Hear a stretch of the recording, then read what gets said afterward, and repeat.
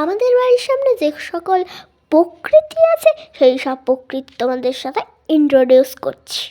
এখন আমি ভাটায় চলে এসেছি আমার মা আর পির সঙ্গে। তো অনেকেই আমাকে কমেন্ট করেছো যে পিকে পি মানে পিসি। এখন ভাঙাচোরা অবস্থায় আমাদের ভাটারা রয়েছে, খুবই দুঃখজনক ব্যাপার। এক সময় এখান থেকে কত ইটা পোড়ানো হতো।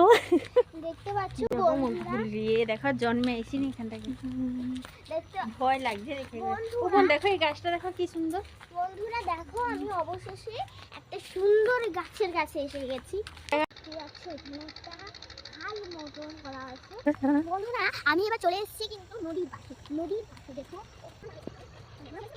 ও দেখো ওই যে, ঠিক আছে দেখো তখন নদীতে জল আছে কি।